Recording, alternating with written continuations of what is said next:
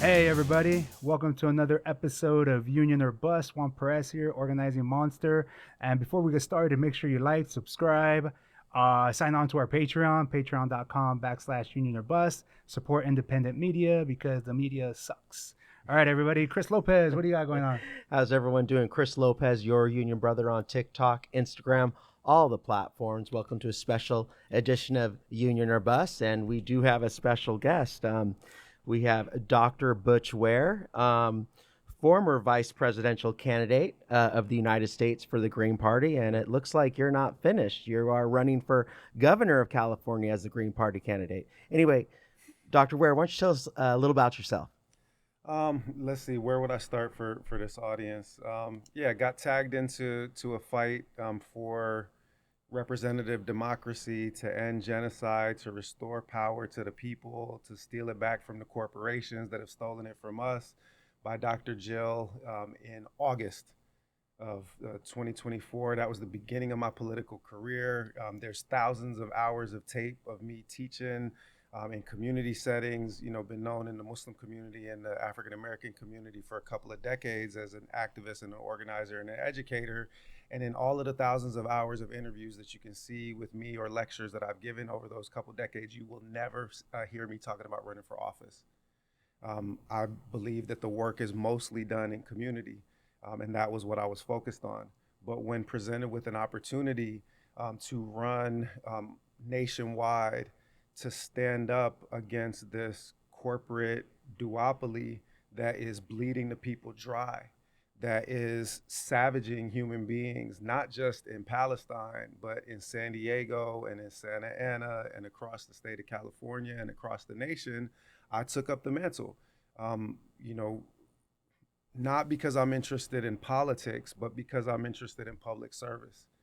And one of the things that they said during the 2024 campaign, the they here being, the Democratic establishment and the media, liberal media that is controlled by that Democratic establishment. They say, oh, well, the Green Party only comes out every 4 years to run for presidential elections, which they know isn't true. They know that there have been 1,500 plus elected Greens over the past couple of decades. There's several hundred elected Greens across the nation right now. California has more elected Greens than any other state, and they know all this.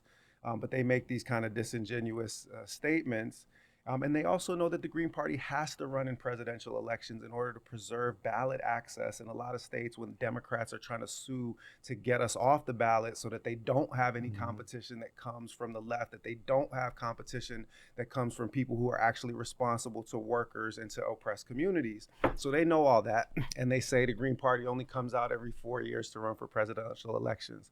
Well, what I said when I, launched the campaign for governor in the state of California is what they gonna say now.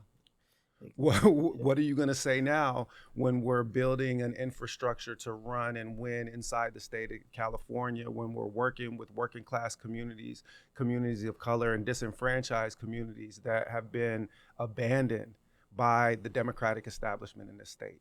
So what they going to say now? You know, the central theme of our podcast, we always like to say the main thing is to keep the main thing the main The main thing. thing. And kitchen table economics. I Yep. mean, 60% of the U.S. population, and more probably now, is living paycheck to paycheck. And, the labor movement right now, we're strong, 71% approval rating. And, we'd be really interested in your stance on maybe universal health care, or your stance on, how would you contribute to the labor movement anyway? Yeah. I mean, so the first thing is that I'm a historian, and I by training, and that's the way that I process information, is with reference to history. The first thing to understand, just to clear the air, is that it was labor organizing, and nothing other than labor organizing, that secured, for us, the basic minimums that people take for granted in this country, and that a lot of people don't know or appreciate or value. We would still have, kids, 9 years old working in sweatshops in this country if it wasn't for the labor movement. We would still have, and now they're trying to bring it back. They're talking about 60-hour work weeks, being the sweet spot. That's what the tech bros are trying to push on us. we wouldn't have 40-hour work week. We wouldn't have a lot of the basic protections, not just for workers but for human beings, without organized labor. Having said that, you say labor is strong, approval for labor is strong, but we have seen that both Democrats and Republicans have been complicit in defanging organized labor over these past several decades, especially with the neoliberal term that come out of the Reagan presidency and into Clinton. And we've seen, Democrat administrations sell working people down the river for decades. And that brings up the point. Gavin Newsom, he actually vetoed a bill to give striking workers unemployment benefits.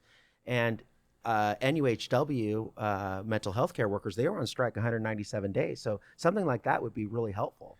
There's no question about it. And again, for more context, my kind of political awakening was related to reading the autobiography of Malcolm X when I was 15 years old. That was kind of my indoctrination into the Black radical tradition. From there, I started reading, especially the third world Marxists, especially folks like Walter Rodney, Franz Fanon. They always pointed to the importance of socialism, of workers' organization to fight back against capitalism. Just understand, plainly and clearly that when someone like Gavin Newsom is trying to inhibit people's capacity to strike, they're trying to take from you the weapon that they know is the most dangerous in your hands. Because our labor is the most fundamental input into the systems of power that they wield, and they know it. What happened during COVID, they had all of these essential workers that were essentially being forced into death-dealing environments, and exposed to COVID, because they understand that the system cannot work without our labor inputs. And that's why neoliberal Dems like Gavin Newsom are always going to defang labor movements, because they understand that organized labor that is powerful and strong and capable of acting with collective solidarity is the most powerful check against corporate excess. It's the most powerful check against the billionaire class that's trying to bleed all working folks dry.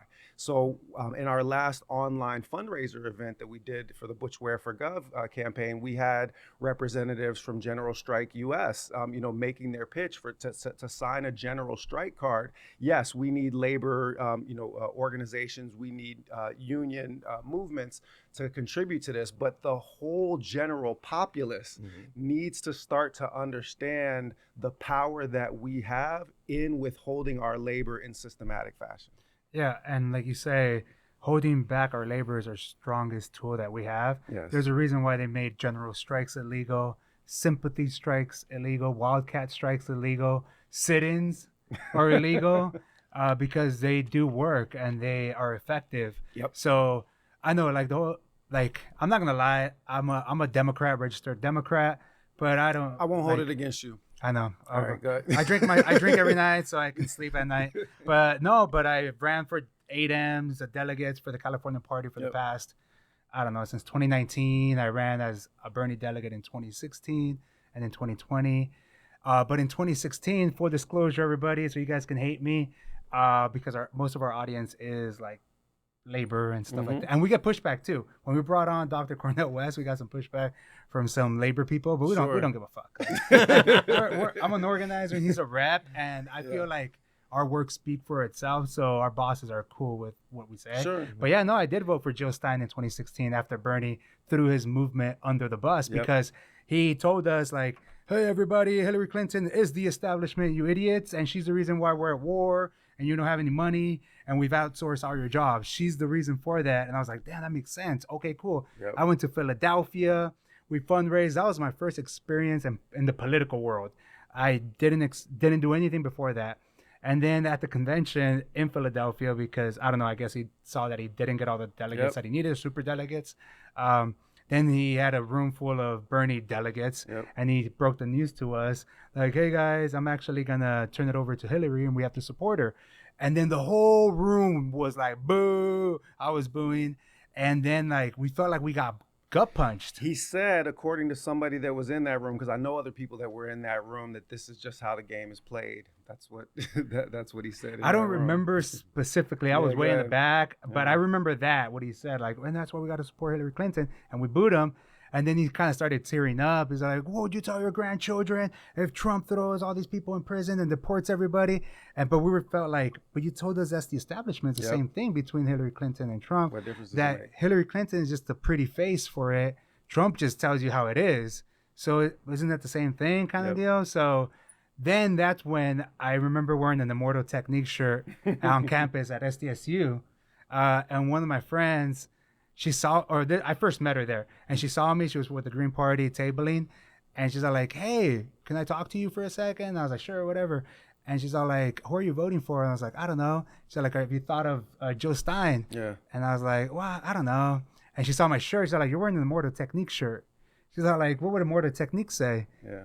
And I'm like, "Well, I guess I'm voting for Joe Stein." And I voted for Joe Stein because I said, "Fuck the system." Yep. And that was my first middle finger to like the establishment. But it was my first time being Sure. involved. I voted Yeah. before, but and in 2020, I felt like Bernie did something similar. Like, "Hey, I'm running against Biden, this and that." He was a lot weaker. I felt like he didn't really do what he was supposed to do. And he endorsed the reason why we have everything, Biden and the establishment. For the Yep. past 50 years, he's been in politics, and everything that we're suffering now that he preached about, he endorsed. So then again, I was like, "What the fuck, Bernie?" Like, so I broke away again in 2020, and in 2024, I voted again for you guys, the Green Party. So what do you say about all that? So let's just start. Let's just break this down to the simplest level. Where's the camera that I should be looking in when I say this? That one's hot. That one's Yeah, hot. the red one.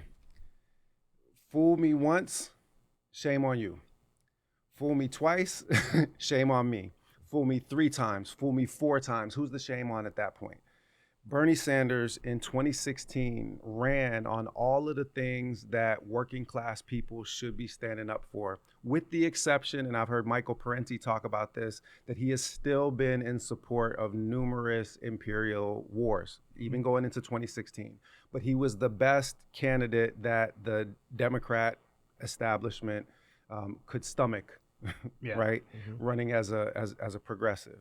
Runs in 2016, galvanizes a progressive base, hands him off to Hillary Clinton. She gets the brakes beaten off her by a true fascist. 2020, Bernie energizes a progressive base again, hands them off to Joe Biden. 2024, Bernie energizes a progressive base again, hands them off to Killer Kamala, and says that we have to vote for him. Now he's out on his oligarchy tour with AOC Pelosi, Alexandria Ocasio-Cortez, who holds the land speed record for the fastest betrayal of the working class ever seen. Right? She went from running literally on Green Party platform principles, campaigning for Green Party candidates, to taking shots at Dr. Jill and myself because she's casting big checks and attending Met Galas. And they are out on tour telling people that they're fighting oligarchy when they work for oligarchs. Who funds you, runs you. And the Democrat Party is funded and run by a corporate elite that doesn't give a good goddamn about working class people. So when they do it one time in 2016, you can't question Bernie's intentions. You can potentially question his judgment. But what kind of game are we playing when they keep coming back to you year after year, galvanizing progressives that are trying to get something done for working people, for ordinary folks like my father, God rest his soul, a locksmith with a 6th grade education, who had a tough time getting a fair shake from this country, not just because of his education level and his trade, but because he was black of skin. So how many times do these people get to fool us and run this game on us before we say, listen, we can't have you pulling wool like this, pulling wool over our eyes, playing games with our futures in this way, because we have seen them give away everything to the corporate wing of that party. And I understand it. Listen, I was, politically educated by a black radical and revolutionary tradition. I never identified myself as a liberal, so I never had that to overcome. Okay, and I understand some folks that are watching this might think of themselves as liberals, but what Malcolm, kind of my political guide and mentor said, he said the liberal is a fox. It bares its teeth. You think that it's smiling, but you're on the menu. Mm-hmm. The conservative is a wolf. When it bares its teeth, it's into a vicious snarl that leaves the Negro with no illusion as to where he stands. What Malcolm said in 64 about the African American community, that it finds itself between two predators that differ only in the modality of the hunt. One hunts by guile, the other hunts by sheer force, is now true of the entire American general voting populace, and especially inside the state of California. So we have to understand that liberal, and especially the neoliberal privatized version of the Democrat Party, they are not going to come riding to our rescue.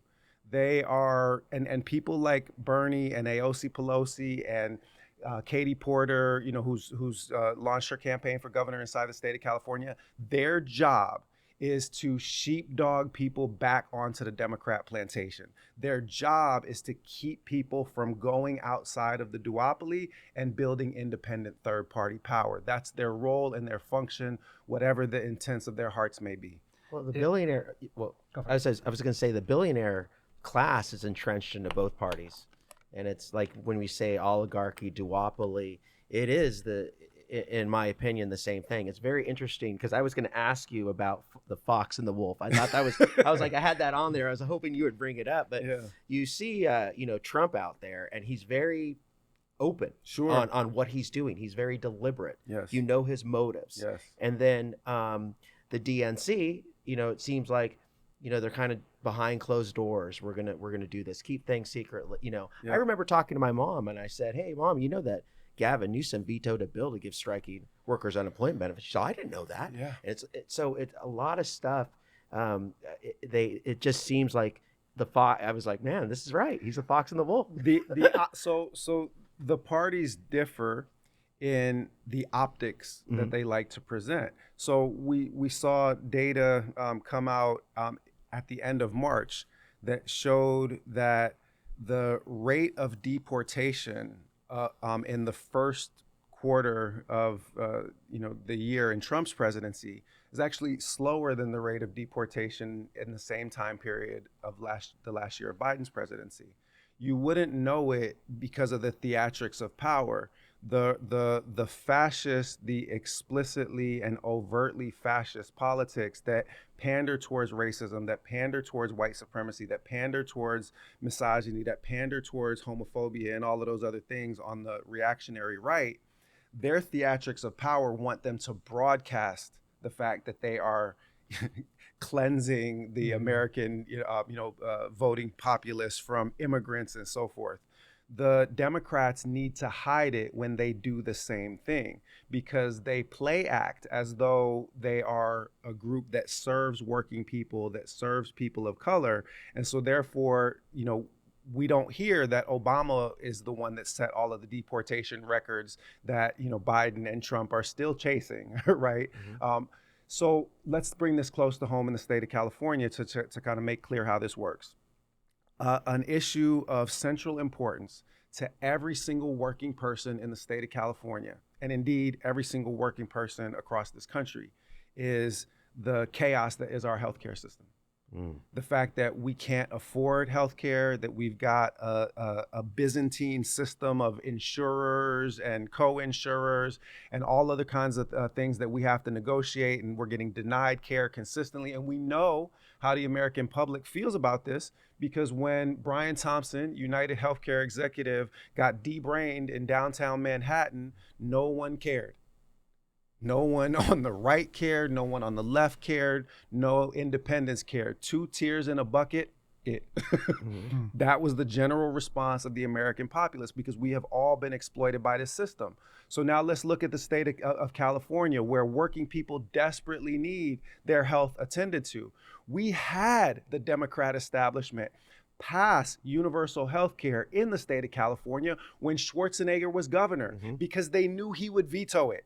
The performative optics of Yes. saying we're going to serve the interests of the people when we know that that's not the outcome that's actually going to be produced. We're going to make Schwarzenegger veto it so it looks like we're doing something. It's fake hustle. Never mistake the appearance of activity for achievement, especially when you're looking at Democrats. So then Democrats get into power and all of a sudden they can't pass universal health care. Not just majorities, super majorities in the state legislature, and they still just somehow can't get it passed. 2022, the most recent time it came up, all of the insiders say that the votes were there. The insurance industry lays $1 million down on the Democrat Party and the votes disappear overnight. It's almost like they don't have permission from their corporate overlords to actually serve the interests of working people, but they have to pretend like they do because they have to pretend to be in opposition to a Republican agenda, which is naked and overt in its service of oligarchic power, whereas the Democrat establishment is covert and surreptitious in its service of oligarchic power. The relationship between these two parties is that one steals, the other holds the bag. Yeah. Speaking of healthcare here in California, we brought on Carolina Reardon from Hollywood for CalCare, nonprofit organization, to get the unions together to pass universal healthcare in California. And we brought her on twice. The first time was when she was pushing it. The second time after it got shot down to explain what had happened. And she said that, during committee, they had the votes, and then they went up to committee, then they got the phone calls, and all of a sudden they couldn't vote on it anymore. Like they didn't even vote on it anymore. They just couldn't vote on it anymore. Didn't get it to the floor. Yeah, exactly. So it's kind of like to put cover on these politicians that actually were going to vote it down or something. That's how she explained it. Like, so I didn't even get up for a vote because now we know who is actually voting against it. And I think that's why they do a lot of the things in the middle of the night so that we don't really know what's going on. That's why they sneak a lot of things into big bills that have to pass so that we don't really know what's going on. That's all politics. I think it's Republicans and the Democrats do similar thing. And going back to Bernie in 2016, like Democrats as super delegates. I didn't even know that. I ran as a delegate. I'm like, fuck, I get to decide that Bernie's gonna get endorsed. That's fucking badass. And then we find out that they're super delegates. They're super delegates. And even in the states that he got the majority of the vote or the delegates, the super delegates still went to Hillary Clinton. So let me ask you a question, just a simple, straightforward question. When was the last time that the Democrat presidential nominee was democratically elected from inside the Democrat Party and actually served the interests of the Democrat base? Did anybody vote for Kamala Harris to be the nominee? No. No. She was coronated, not elected. She was crowned. What about Joe Biden? Joe Biden was again getting served by Bernie Sanders, even a weakened version of Bernie Sanders in 2020. But the media establishment and the Democrat establishment came together and on the basis of a jerry-rigged primary in South Carolina, and South Carolina was a state that was always going to vote Republican in that election anyway. All of a sudden, blacks are supportive of Joe Biden, and this massive media campaign is undertaken in order to shut the Bernie wing of the party up. Ain't no love for crime bill Joe Biden. In any of these communities, but people have been conditioned to follow the instructions because the same people that make the decisions inside the party also control the media and they control the narrative. You said it at the top of the show. That's why independent media is so crucial, because mainstream media sucks. Well, why does it suck? Because it serves the same corporate powers that the political parties themselves serve. And in fact, they serve no other function except to amplify the voice of the wealthy and powerful that are behind both of these parties. And I'll just say this directly. You know, the choice in the 2024 presidential election between blue and red's no choice at all. You are choosing militarized fascism in blue or red flavors when you're choosing either of these parties. You are choosing a party that will diminish worker power, that will diminish your right to strike, that will diminish your right to protest, that is at war with immigrant populations, that is at war with black communities through the way that it utilizes the carceral state and has always utilized the carceral state. So this is a false dichotomy. The patronage networks that fund both the Democrats and the Republicans, if you were to make a Venn diagram of them, there would be a 95% overlap in the two Venn diagrams, because APAC would be right in the middle. Mhm. And then you would have Raytheon, Lockheed Martin, Boeing, General Dynamics, a handful of weapons manufacturers that feed a never-ending war machine that is serviced both by Democrat and Republican politicians. 5 corporations get 60% of the U.S. military budget.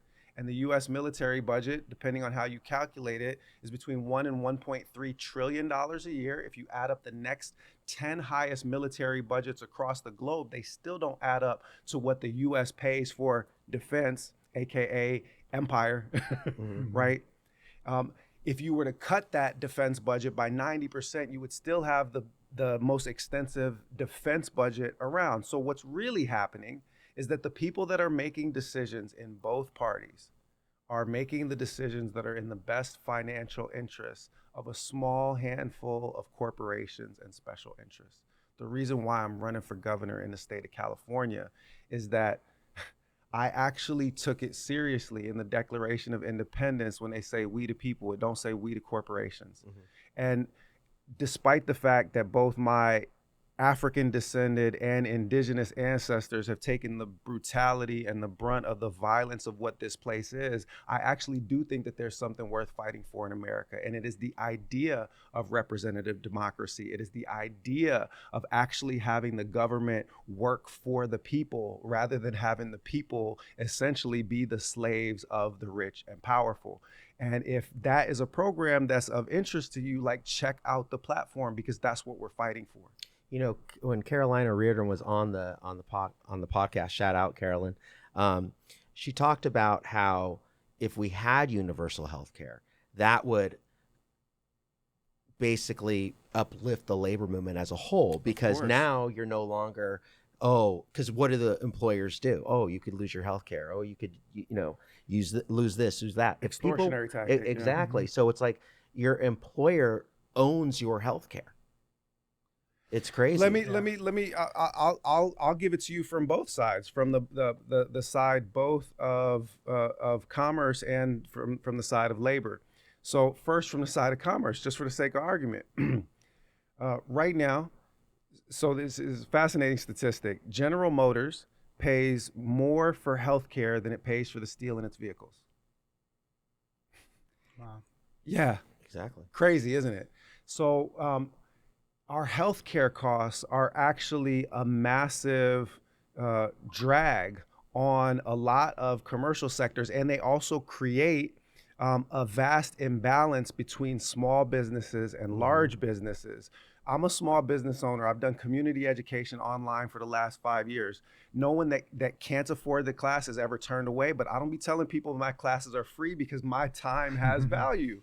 And I get taxed 35% or whatever Sam takes out of that. Sam is taking a good cut away from what we've been building in this online education community before I got dragged into politics.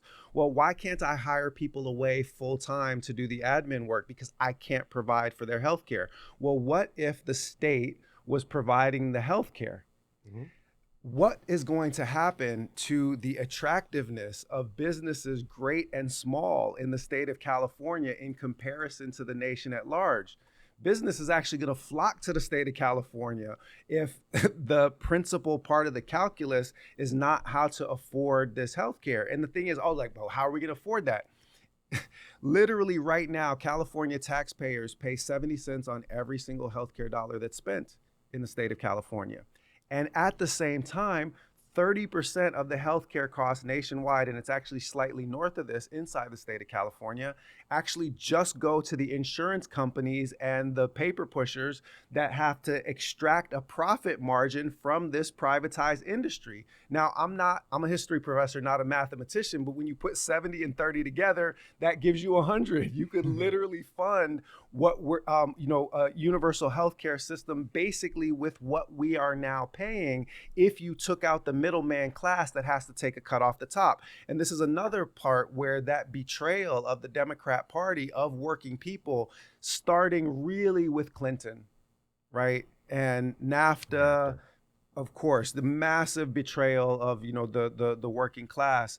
But what you saw was the full throated endorsement of this Reaganomics, this neoliberal turn, which said basically privatize everything. Okay, and just a little bit of context before I kind of finish the healthcare piece of this. Reagan called that trickle down economics. Trickle down economics was conceived of as laughable in the economics community, the academic community. It was an idea that had been known since the 19th century. It wasn't called trickle down in the 19th century. It was called horse and sparrow theory. Horse and sparrow theory is that you stuff a horse with so much oats that it can't digest them all, and the sparrows can come along and feed off of the feces. Oh shit! Holy cow. Yeah. Well, just holy cow or holy horse, right? Horse and sparrow. Well, whether you call it trickle down, and that ain't water that's trickling down, or whether it's horse and sparrow, it's the same toilet. It's the same bullshit theory, right? The idea that by giving the wealthy more, that somehow the rest of us are going to be able to pick through the scraps and get what we need. That's what they're saying, whether it's trickle down or whether it's horse and sparrow. And the Democrat Party bought into that. We now essentially have a Democrat Party that is DEI Reaganomics. They just have a little bit more diversity, equity, and inclusion in the capitalist class that is now taking a cut off the top. But if you understand anything, our public services should not be things where there is a private profit motive that is inserted between the service and the people that need it. Why should somebody be getting rich by denying people health care? It makes no sense. And the whole idea behind horse and sparrow or trickle down is absurd. How can you have a more efficient system when the people that are running it have to provide profits and dividends to their shareholders? These insurance companies do not serve their policyholders, they serve their shareholders. You cut that middleman out and you are going to get better quality service for the same cost, or you are going to get the same quality service for lower cost. That's just basic math. Yeah. Going back to the strikes, which is our greatest tool here in California, got vetoed by Gavin Newsom and universal health care. And yeah, like I agree, universal health care would help organize labor because more people would be more willing to go on strike if they know that they still have health care there. And then if you tie that in with providing unemployment benefits to striking workers, then it's health care, and all of a sudden you have an income. And both those things Gavin Newsom is against. So I look at it as like, yeah, no, Gavin Newsom, he ran on universal health care, but he's vetoing things that would help his own constituents, his Democratic base. And I push universal health care. We do with labor. Yep. I'm not going to lie. There are some union people, like leaders, that have told me that they would not support universal health care. And their reasoning is, oh, it's because then that's an organizing tool for us. Hey, you want health care? Organize. And I told them, that's a fucked up way to organize if that's all you got. 90% of Americans are not in unions. We only have a 10% density. So what about the rest of the country and the kids that are not working? Like, I just don't understand that concept. Moreover, so you allow me to finish the part of it that I explained the commercial aspect. I didn't explain the union organizing aspect. If healthcare is already covered, then what are labor leaders actually negotiating? What they're supposed to be negotiating. Better wages and working conditions. But instead, we're spending how much of our time on the healthcare plan for the employees? Make it make sense, right? If you actually had this peg in place, then you would be able to get better workplace conditions and better wages for working people. So that kind of person that's thinking about it in that way, they're thinking about this as a tool of control rather than as a way of providing benefit to working people, which is what unions are actually supposed to be about. And for disclosure, there are unions that support it. 100%. Like Hollywood for Calcare has a whole list of There's unions quite that a signed few. on to it. Yes. So I'm happy our union did too, IATSE, because we're a Hollywood union. Yep. And everybody realized what happened with the strikes is like, you lost your health care. And it was like, oh shit, like just I don't have my job anymore because of the strikes. And now I don't have health care. So they're like the target audience for this, for Hollywood for Calcare, hence the Hollywood part. Yep. But no, I think our goal is to convince as many people in labor to push it, because if why not? Like it only helps out the country, not just. We can't look at it as, oh well, they're not labor, they're not union, so fuck them. I'm like, dude, that's fucked up. That's a whole. You're E- missing the whole point of even unions. if you're even if you're only thinking about how to serve your union constituents, if what benefits your union constituents more than knowing that if God forbid somebody in their family gets cancer, they're not going to go bankrupt in the first 18 months, the way is the case with 90% of people that get a cancer diagnosis, right? And then that allows you, as I mentioned before, to go in and negotiate for better workplace conditions, for better wages. That's what will allow us to get from a 5-day work week to a 4-day work week, where they already have in France, where I worked on research leave for a certain period of time. A lot of places already have 4-day work weeks, already have 32-hour work weeks. When we look at all of the possibilities for remote work that now is possible in a lot of workplace environments. That could also be massively saving on commuter costs. It helps with childcare and a lot of other things that are of concern to the working class.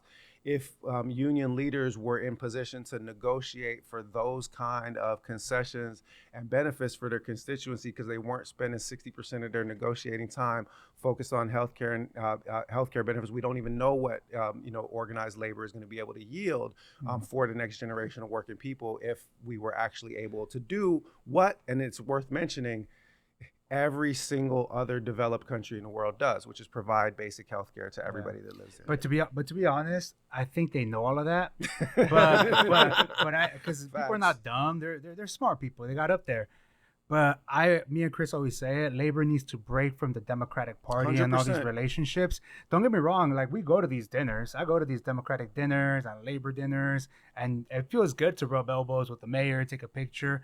But I think those relationships are keeping us from holding them accountable and passing this legislation, because we don't want to put the mayor in jeopardy or the governor in that position where now he's going to have to say, fuck, now labor is putting me in this position. And now I'm in between a hard place on the rock, or a rock in a hard place. Yeah. But what about the corporations, labor? Like, you're putting me in the fucked up. That's what I think is going on, is these relationships are fucking us. But there is a new wave of unionism going on. There's like constituency groups within unions that are taking over their unions or changing their bylaws. I know USCW has one, IATI has one. It's called Crew. UAW had one, and they took over their whole union. Yep. The Teamsters did it. One member, one vote. That was their thing. And now they're reshaping the way that they're structured within the union. And becoming more politically engaged on the basis of that. So I teach at UC Santa Barbara, and when the graduate students union basically announced a strike because the university's relationship with Israeli institutions and their participation in the Gaza genocide through their relationships with Raytheon and other, and also through study abroad programs and other things, the Graduate Students Union conceived of this as a breach of their collective bargaining agreement. And who was striking right along with them? UAW. Right. UAW struck right alongside the UCSB graduate students. Now that went all the way to the state Supreme Court in California, and it was ruled by one of those Democrat establishments an illegal strike. But we've already seen that organized labor will stand up not just for the immediate workplace conditions, but also for the broader political concerns that are tied to those workplace conditions. That a lot of people probably only heard about the campaign of Dr. Jill and myself, during 2024, because of our vocal resistance and opposition to the genocide in Gaza. But the thing is that the genocide in Gaza is a symptom of the same corporate corruption that has led to all of this workplace exploitation that you find inside a state like California, that they're all actually of a piece. And that's not just me as a person seeking elected office or historian or political theorist talking about it. That's the UAW recognizing that and standing 10 toes down on business.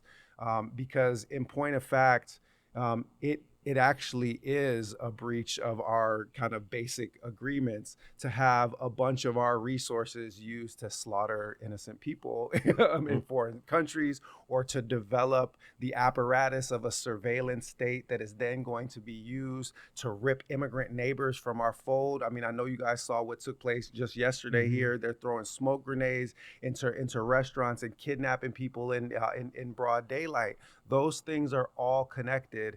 That the baseline, toxicity that we have come to expect from both Team Blue and Team Red is productive of all of these outcomes. And as we've said a number of times now in this conversation, our ability to withhold our labor from the system is one of the most powerful weapons that we have to literally strike back.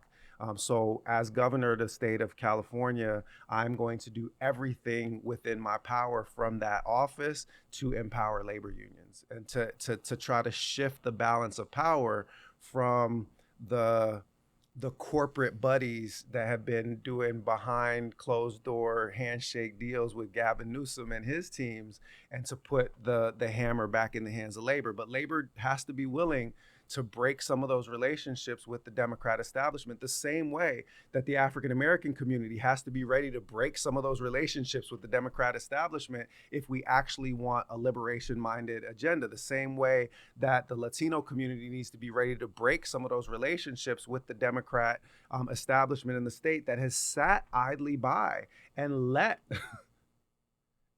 And you're not going to hear this on MSNBC or Hell Fox no. News. Hell no. This is why we started the podcast, because we are bringing up these conversations.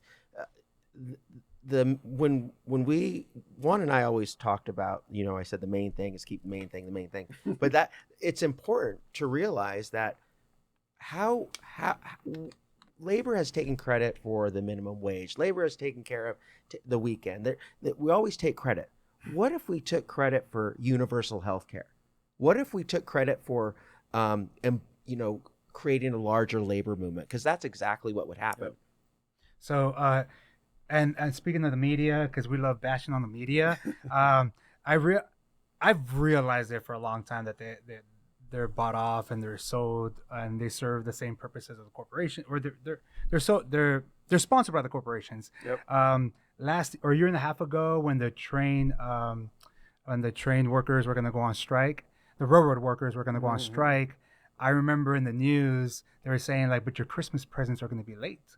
And my girlfriend is a union teacher. She's in leadership. She's not. Kind of.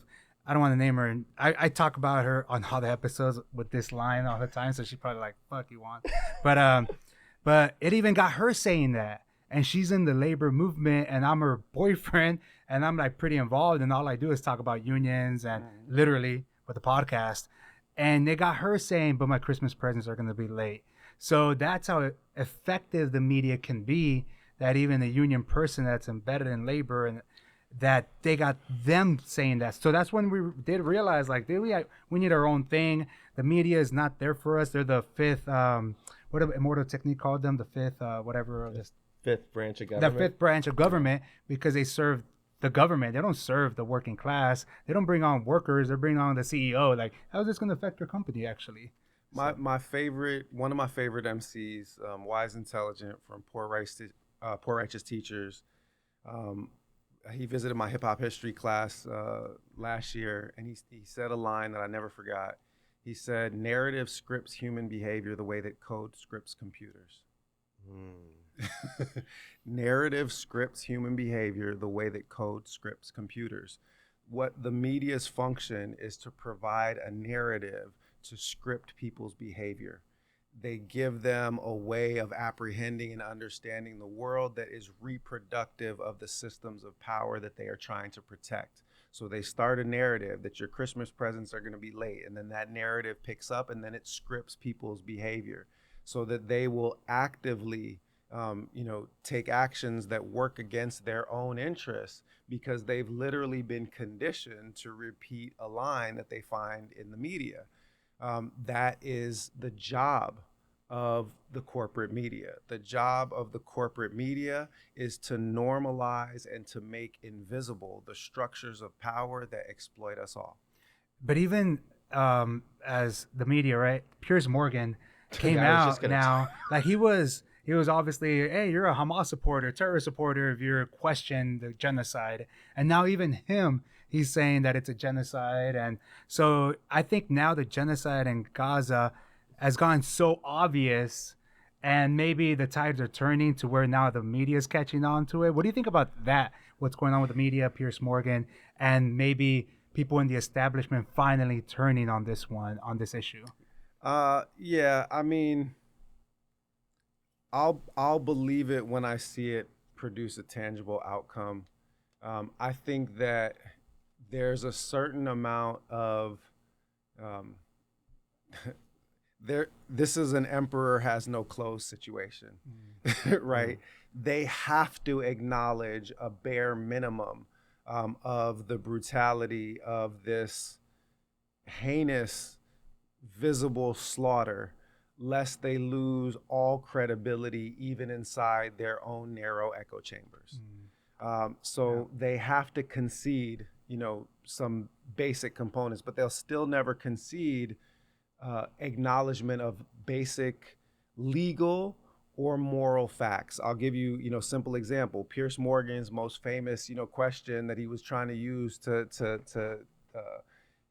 catch everyone and produce his gotcha moment on his little sorry show was, do you condemn Hamas? That's how he would always try to shut down, conversation, because he wants to create a false equivalency, between the resistance of occupied people and terrorism, right? And so you have to, and so I was actually asked one time on a Middle East Eye interview, this was before I got called into the campaign. I've talked in other venues about, how much, Malcolm's experience and his conversion meant to me. I read the autobiography of Malcolm X when I was 15 years old and converted before the week was out. That was the beginning of my life as a Muslim and the beginning of my life as a Black radical in a lot of ways. So I was asked by the host on Middle East Eye, well, how do you think Malcolm would respond to this current, ongoing genocide? And I said, well, I don't know. I said, but we definitely know how he would have answered the question, do you condemn Hamas? Right? He because it is enshrined in international law that an occupied people has a right to armed resistance. And I went a step further.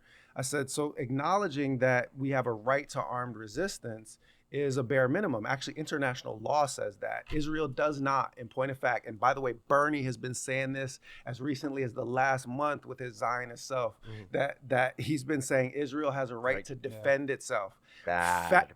Not just a bad look, factually incorrect.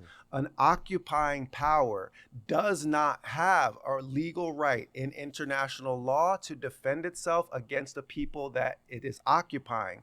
A state has a right to defend itself against an attack from another state, but Palestine has not been acknowledged as a state, is an occupied territory, and therefore the people have a right to armed resistance, and Israel does not have a right to defend itself. But going beyond the right to resist, it is a moral obligation to resist.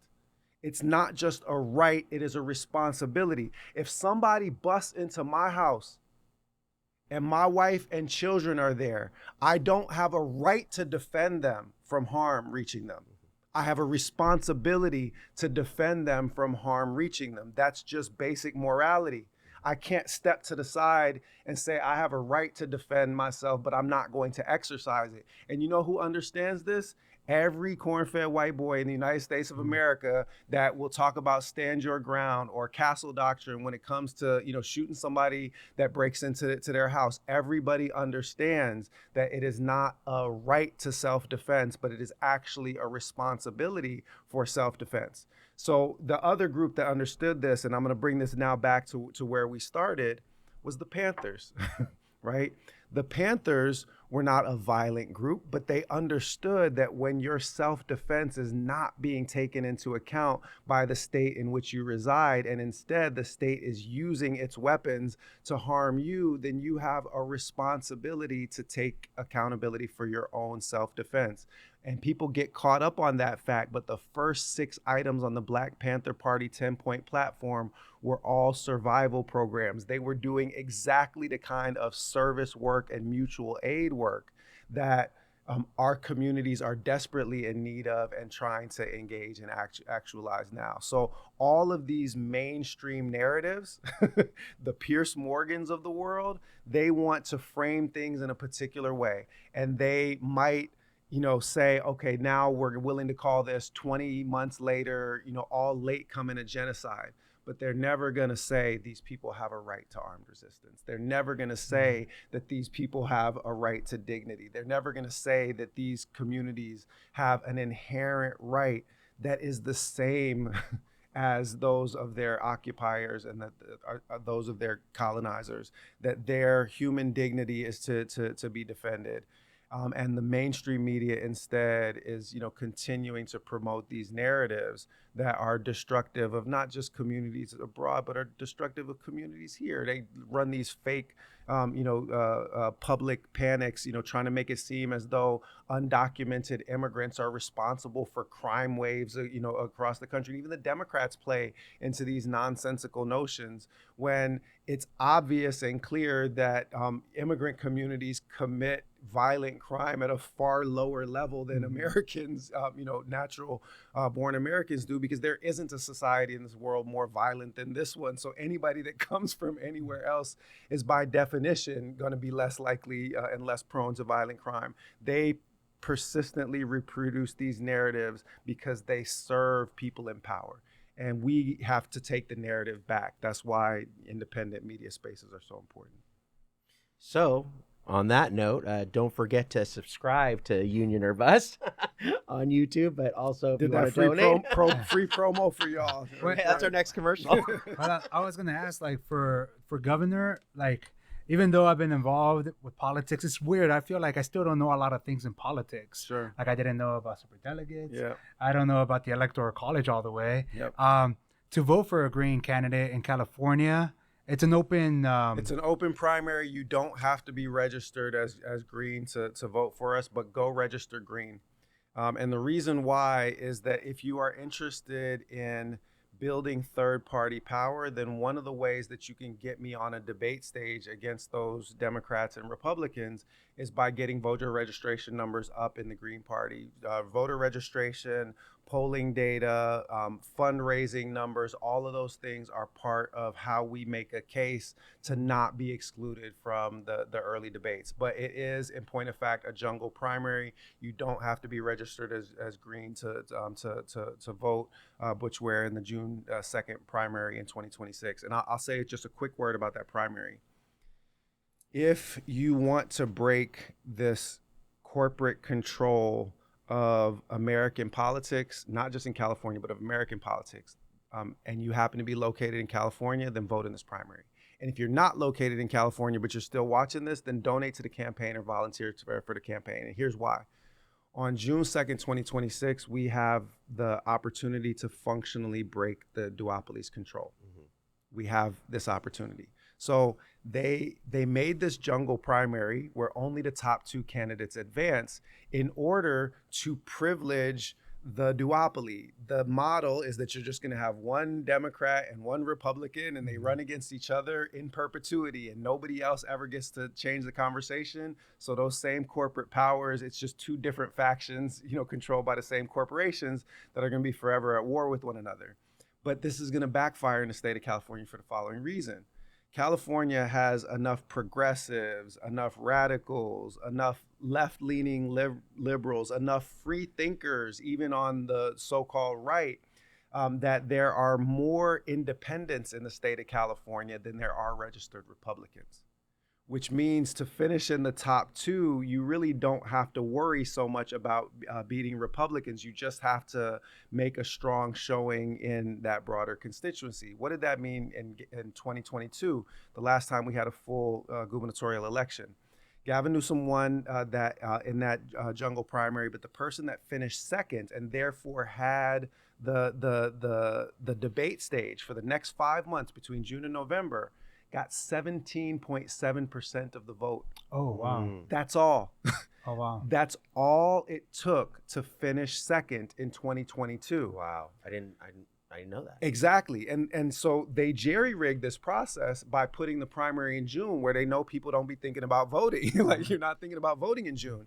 And that keeps the voter turnout low. Only about 5.5 million people voted in that gubernatorial primary in 2022, which meant that Republican, and I can't remember his name, that finished second and got 17.7% of the vote, only got about 1.25 million total votes, which means that June 2nd of 2026, if you can get me 1.5 million votes in the state of California, I'll break the duopoly for you. Because it means that we're going to finish at least second. And that means that whichever sorry corporate sellout that the Dems run out there is going to have to deal with me on a debate stage for the next 5 months. And that is game, set, match, freedom. That is the end of your duopoly, because they will not be able to sustain the narrative that they're actually about serving these constituencies when I'm running on a platform that is about worker empowerment, Black liberation, protecting immigrant rights, protecting every single person in the state of California, not just the wealthy and the powerful. That's what they say that they're about, but they're not going to be able to hold up. So if we can get to that kind of number by June 2nd of 2026, then we have a real chance of getting the governor's mansion. That same Republican, whose name I will never remember, went from getting 17.7% of the vote in that primary to 40% of the vote in the general, because now it's only two candidates, right? Yeah. So do you see how an independent, how a green could get to that place where you could actually win an election? We almost did it in San Francisco in the mayoral election that first elected Gavin Newsom as mayor of San Francisco. The Green Party candidate, Matt Gonzalez, got 47% of the vote in the city of San Francisco. He almost ended Gavin Newsom before he was Gavin Newsom. And wouldn't that have been great for the rest of us? You know what I'm saying? But we have a chance now to reclaim power in the state of California. And the last thing that I'll say about this is that, believe it or not, this is something that everybody wants, and they know that they want. When you poll American independents, 70% of them, in response to a wording of a poll that says both parties do such a poor job, that's the direct wording of the poll, that we need an independent third party, 70% of independents respond in the affirmative. They say that both parties do such a poor job. That number is 53% for registered Democrats. That number is 48% for registered Republicans. A majority of people that are even registered in these two parties understand that these parties are dysfunctional and do not serve the people, and that just to present a countervailing independent power that isn't beholden to the same corporate interests would produce a massive positive effect for our political system as a whole. 63% in another poll, this one not disaggregating the independents, Democrats, and Republicans, but just of the voting age population. 63% of the population responded that we need an independent third party because these two parties do such a poor job. So it is actually a majority position, a supermajority position, that we need an independent third party. Well, don't talk about it, be about it. Build that third party power here in the state of California, and California becomes the tip of the spear for transforming American politics more broadly. This is the most populous state in the union, 39 million people. This is, if you were to separate the United States states out and make them all independent countries, the country of California, the Republic of California, would have the fourth largest economy in the world. What happens in California is going to shake the nation, and it is going to shape our national politics. We get universal health care here. We're going to get it nationwide. How do I know? It got universal health care in one province in Canada, and then it ended up going to every. Wow. Yeah, Okay. that's how it happened. That's how it goes, right?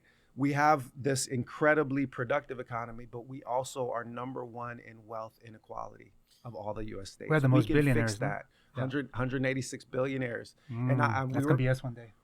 Oh, when we sell out? Yeah, when we sell out. So team was running the numbers literally with a 2% increase on the state taxes for those 186 billionaires. I could eliminate all state income tax for anybody making under 100K. Wow. Damn. I'm sure when That's it. when Gavin Newsom, and what was the Green Party candidate for the Matt mayor? Gonzalez. Okay, so I'm sure Gavin Newsom, I'm almost certain he was talking about how we need universal health care. He was talking about, and he up to governor, he was saying that one of the reasons he got elected. And he was working that. I mean, we had Nina Turner on this podcast one time, and Gavin Newsom was working behind the scenes to stop universal health care. Of course, it's just it's kind of like what you say, the fox and the wolf. It's like you don't know, but yeah, that is guile. What you're talking about. That's their whole game plan. You want to know how it works, like in detail. I'll give you another one that's directly relevant, to Californians. So in the last 5 years, the state of California has taken our state income tax, our tax dollars, and spent $25 billion of our dollars trying to resolve the homelessness crisis in the state of California. And in that same 5-year period, the average number of people sleeping on the streets in California on any given night has gone from 120,000 to 180,000. Okay. Now, just for context, when I talk about people sleeping on the streets, this is not an abstract problem for me. My father battled homelessness for 20 plus years. On and off the streets. My brother and I went out when he was clean and sober and helped him get an apartment in DC. We split the rent 3 ways so that the last few years of his life, he wasn't dying on the streets. How is Gavin Newsom dealing with the problem of homelessness now? By criminalizing poverty, criminalizing homelessness, sending police officers who are getting paid overtime pay to wipe the poorest people in our society off of the streets and to move them elsewhere.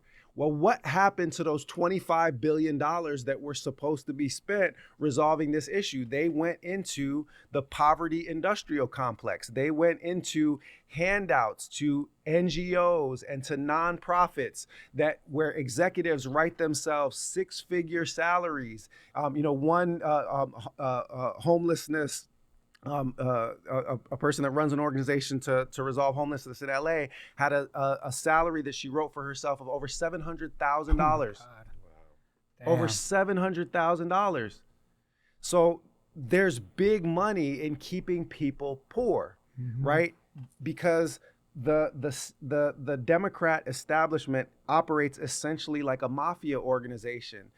They're the patrons and they have clients and they give handouts, and then those clients support them in their various political endeavors.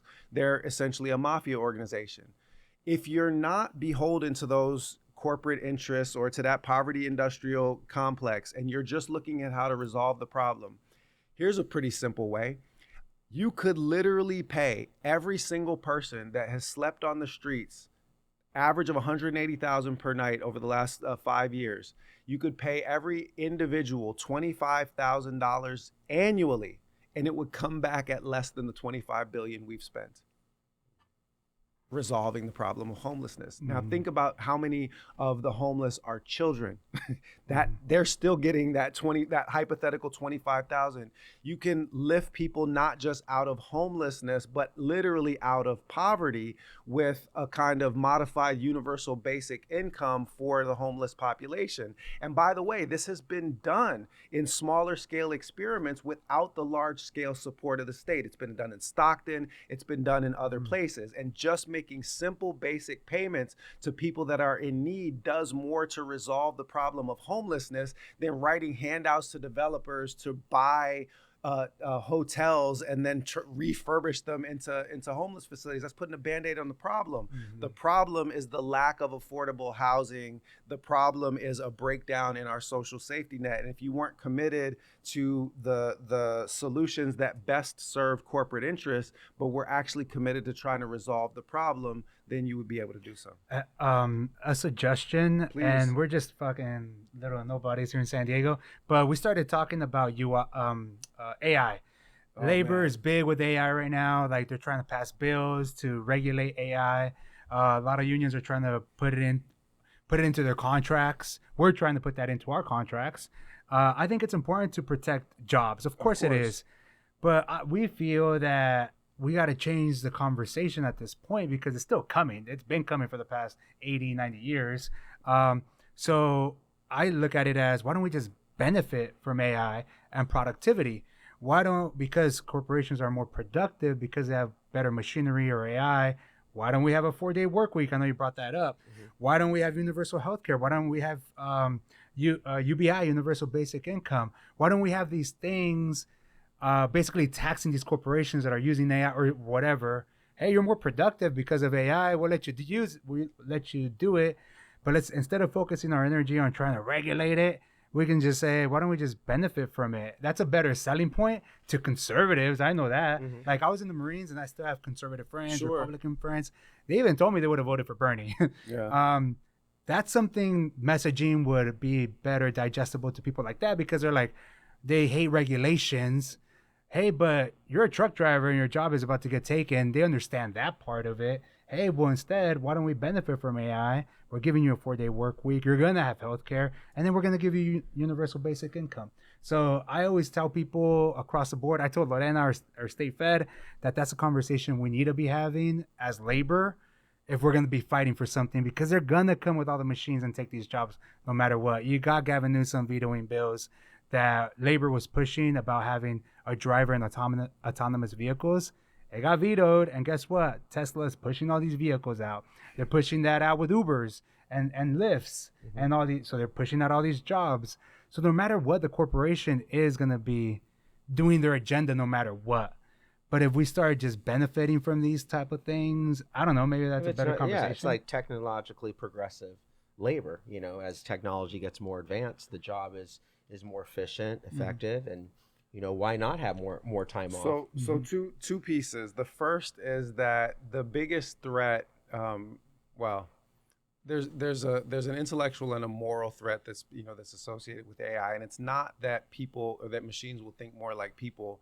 It's that people will start to think more like machines. That's the bigger threat. But as a historian and the professor, I'll put that part aside for a moment.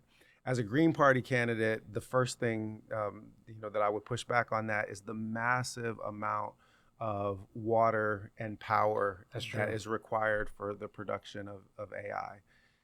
This is literally leading to the creation of data centers that are massively consuming resources that are needed to sustain life, especially mm-hmm, water. And without environmentally sound approach to AI, we're going to have other problems on our hands. But the bigger answer to your pertinent question and this important idea that you raise requires us to zoom out and think about the problems that are inherent in a capitalist model to begin with, especially this kind of late stage corporate capitalism that we're now experiencing. There's a reason why, billionaires more than doubled their wealth in the 5 years since the COVID lockdowns, and the poorest people have gotten poorer. There's an acceleration in the accumulation that not just the top 1%, but the top 0.1%. And a recent study now showed that 60% of the American population, so an overwhelming majority of the American population, cannot maintain a minimal basic quality of life under current circumstances. So now why? You kept using this word that I kept, honing in on, which is true, that AI could provide significant benefits for ordinary people and for working people. But our society is not organized to maximize benefit. Our society is organized to maximize profit. So without some kind of direct contravening power to rein in the profit-taking motive, then people that could be developing AI to shorten our work week are instead going to develop AI to make us obsolete. They're going to take away our jobs rather than enhancing our quality of lives, because their motives are to maximize their profit, not to actually produce benefit. And this is one of those places where that neoliberal model of privatize everything really accelerates the degradation of our basic quality of life and quality of existence. If we had governmental structures that were responsible to people rather than corporations, then the government's job would be to say, yes, go ahead, get that money. We're not trying to stop you from making a profit, but it's not in anybody's individual private profit interest to solve this fundamental problem that we have of homelessness, to solve this fundamental problem of healthcare that we have. So as your elected representatives, we're going to take our collective resources and solve this problem. The state actually has a role to play. And right now, the state's role instead is to funnel resources from poor working class people through tax cuts and tax breaks so that it accelerates their accumulation so that they can care even less about what happens to us. And what we need is to have responsible decision makers in power who are not beholden to those corporate interests, who can say, yes, this is a great project that could use AI under the most environmentally and ethically responsible circumstances. So it's not just stealing everybody's private created works and putting those, that it's not being workshopped in sweatshops in Kenya where people work 16 hours, train a day training AI, right? So that we're going to have an ethically and environmentally responsible utilization of AI that literally sits and says, how can we use this powerful tool to actually facilitate better educational outcomes for students in the state of California, right? A colleague of mine, an important supporter of the campaign, has been supportive of an AI thing that essentially produces individual tutors, especially for low-income children. Like the biggest, one of the biggest advantages of private education and of that the wealthy are able to pass, on to their children that working class folks aren't, is private tutors and individual education and private schools. Well, what if we were using artificial intelligence to teach children at their own pace, in their own kind of cultural repertory? If we were, then we would be able to maximize the human potential in some of our most impoverished and disadvantaged communities by using this tool in exactly the way that you suggest, in a way that's designed to produce benefit for the society as a whole rather than profit for a few. Yeah. It's just a conversation. It's an important conversation because it's coming. It's coming, and we should have a plan on how to use it responsibly and also in ways that are going to benefit people rather than exploit them. I agree. So, Dr. Butch Ware, thank you so much for coming. I feel like we can sit here for another 5 hours. We'll just have to come back and do this another time. Absolutely. Yeah. So, I mean, you're going to be running, and good luck with you and everything. We took grant money from the government, so we cannot endorse. We sold out, but we're trying to educate our union brothers and sisters in the labor movement of who you really are, what you stand for, and having a broad conversation so they have a better idea of what they're voting for in California. We had discussions on the AI, on Gavin Newsom, on the Democratic Republican Party, but also on what you believe in and what you're going to fight for once you get in there, if you get in there. So I appreciate your time. Any last words, Chris or Dr. Butch Ware? Well, thank you very much for coming in person. We always say in the labor movement, you got to show up in the labor movement, and you are here, and we appreciate you coming. We hope to have you again. Looking forward to it. My mom always told me that 95% of success in life is showing up and paying attention. So you call, and if it's about getting working people needs met, then I'll come. Sounds good. All right, everybody. That's another episode of Union or Bust. Thank you very much for joining us, and make sure you subscribe to our Patreon because we need your money. Patreon.com/UnionorBust. And since we're doing shouts, Butch Ware for Gov, BUTCHWARE, the number 4GOV.com. Donate, volunteer, get in where you fit in. That's what I'm talking about. Thank you, everyone. Cool.